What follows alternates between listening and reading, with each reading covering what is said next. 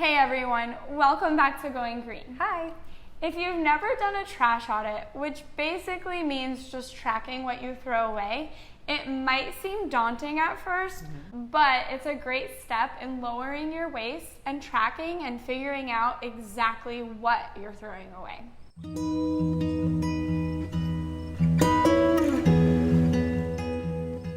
In this video, we're going to be telling you about our Plastic-Free July waste audit and exactly what we learned from it. Yeah, we have some great zero waste ideas and tips that we developed from it that we're going to teach you guys. We're also going to be talking about the unfortunate impact that COVID is having on trying to live sustainably.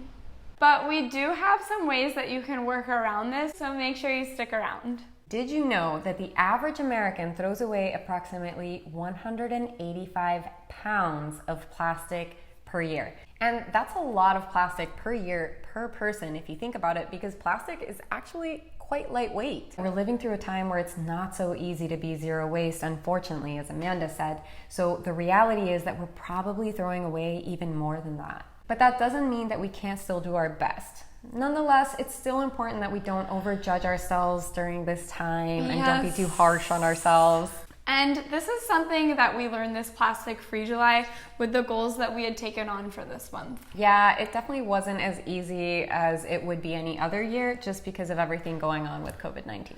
So we're going to go over the results from our Plastic-Free July goals and some of the stuff that we learned from it and some takeaways that we have for you guys that can come in really handy. But first, we're going to talk about the effect that COVID is having on the zero waste movement. Something that I've personally been struggling with, especially living in a different area for the summer, is buying in bulk. I normally buy like all of my beans and chickpeas and pastas in bulk, and I couldn't do that this summer. So something that I've been doing is communicating with the managers how important it is to have these items so that we can be plastic free. Yeah, let them know that it's important to you and that you'd like to see them back in the store. Some other issues COVID is causing for people is the increased amount of single-use plastic items such as bags and masks and gloves. And stuff like individually wrapped cookies or brownies. It's so frustrating. Regardless, doing a trash audit, if you've never done one, is really helpful. So here are some recommendations for these strange times. If you're wearing a mask, get one that you can wash and reuse and have a few of them. Or you can make your own. There are a ton of DIYs and tutorials out there. You can use old t-shirts and socks, and you don't even need a sewing machine for these. There's also lots on Etsy, so you can go on there if you want to find one that's handmade. If you use gloves, have a few sets around that you can reuse and wash over and over again. Gardening gloves work perfectly fine. You can also buy natural soap in bars, like at places like Whole Foods or on Etsy, anything like that, farmers markets if there are any open close to you. Buy baked goods at local bakeries. They'll let you bring your own, at least some of the places I've been to that are smaller bakeries close by, they'll let me bring in my own little box or container, and as long as I don't get too close to them, they'll just drop in the pastries or the baked goods that I'm looking to buy. Buy in bulk from places that you know are still doing it as well. Like I know of the places around me that still have a lot of bulk items, so that's something that I have a mental inventory of. And try to choose your takeout meal from places that you know are plastic free. Like pizza, or I know you go to BurgerFi. I have not had any luck with places accepting my container to fill, so. Yeah, neither have I. If there's a place that you really love that's doing dine-in still, you can just order it there and then put it in your own container and take it home. Something else you can do is do food prep at home. This is something I've been doing a lot of, and while it may take some time, you save money, it's healthier, and you're preventing all that single-use waste. Last but not least is make your own coffee. A lot of coffee shops right now are not accepting your own mug or tumbler. So to get away from that, definitely make your own coffee at home. And you'll save money. Yes, lots of it. Now for our Plastic-Free July results. For my Plastic-Free July, some of these things I could not get away from, like these stickers that are on the fruit, and I could not find any loose carrots. I also got some mail, and it came with a CD, and I've learned that you can call these places and you can even go online and you can sign up for a no mailing list, which I need to do that. That's on my to-do list. Another thing is I have not been living in the same environment I usually do this summer. So like the kombucha I bought had a plastic wrapper around it, and the pickles I bought had a plastic wrapper around the glass, and normally I buy these things in bulk.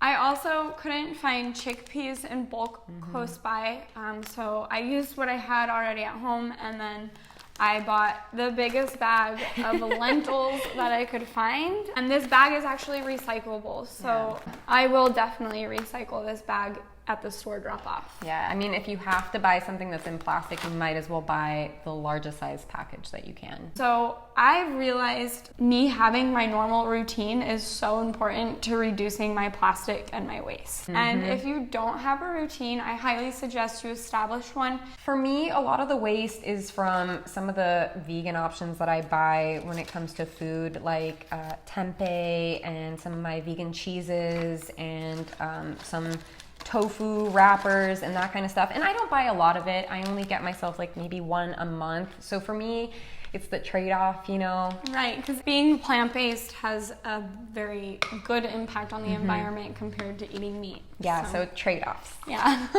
So I figured these are things that I can't really get away from, but I try to limit them as much as I can because I know that they are in plastic. Some of the other stuff are things that you just can't get away from, like Amanda was saying when it comes to tags on some, you know, they're not in plastic bags, these fruits and veggies, but they still have to have a tag on them. And I always buy my pastas in bulk, but now I can't. So these are plastic liners. I had a lot of those from like pasta boxes. So talk to the managers. Yes. Something else, like little sauce containers. Even if I think that I'm ordering something in a cardboard box or whatever, they'll hide this inside with a sauce in it. And you don't always know it. No, you don't. So now I have all these and I'm using them for stuff and they're recyclable. But still, that's something else that I noticed that maybe I can do something about. So in the future, I'm going to ask them not to include a sauce if it's something that I already have at home, like let's say ketchup or mayo or something like that. And if it's a dressing, then I'm just going to ask them to add it to the salad. And you can say light on the dressing and they'll go ahead and follow that. The point of a trash audit is really to notice and say, what am I wasting the most of, right? What is my next step and what can I learn from this? Is there something that I'm throwing out very often? Something like individually wrapped granola bars. So those are the kinds of things you want to take note of and say, what can I do to change this? Something that I wanted to do during Plastic-Free July was lessen my chip intake because I love chips and I love eating something that's crunchy. So I started buying popcorn in bulk and then just making my own popcorn. And I started buying these little sesame sticks, which they sell in a lot of places in bulk, because that was a great alternative. And these are things that I'm going to keep up. Something else that I tried doing was making my own juices, and that was really fun, super tasty, it's better for you, and that's something that I'm gonna try to keep doing. And these are some things that I did that are great for lessening your waste. My goal was to make my own bread, which I ended up doing once I finished my loaf. I don't know if I'm going to stick with this, but it's definitely something that I'm confident in doing on my own now. It's fun. And you can also make like crouton chips out of it. Yeah, that's something I want to start doing as an alternative to chips as well.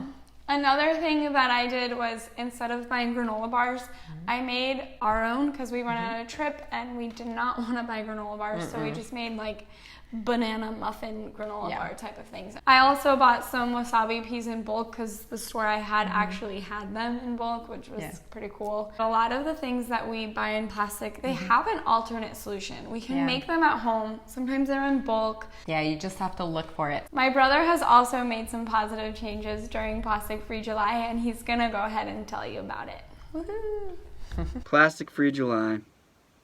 Where do I start? Grocery bags. Now, I've always had trouble with grocery bags because I always forget to bring my reusable bags to the grocery store. So, putting them back in my car after I unload all my groceries. I have to do it right away or else I'll forget. And that's helped a lot. I've been trying to reuse all of the plastic items I already have. Freezer bags. I've saved my veggie scraps and I make broth, but I've just been reusing that bag basically until it's not functional. I was in a bind when I forgot my fork at home and I used a plastic fork, but then I just kept reusing it for every time I forgot my fork at home.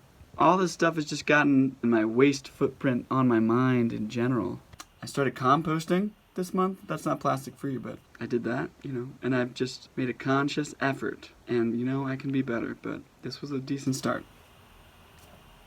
Well, good job, Steven, and thank you guys for watching this video and for joining us today. We hope that these recommendations help you. If you haven't done a trash audit, then go ahead and consider doing it yourself. See what you can learn and don't be too harsh on yourself. If you liked this video, go ahead and give it a thumbs up and subscribe to our channel. Click that bell so you don't miss any future videos. We have all sorts of videos from sustainable living tips and tricks to zero waste swaps. And eco product reviews and eco-friendly gift ideas.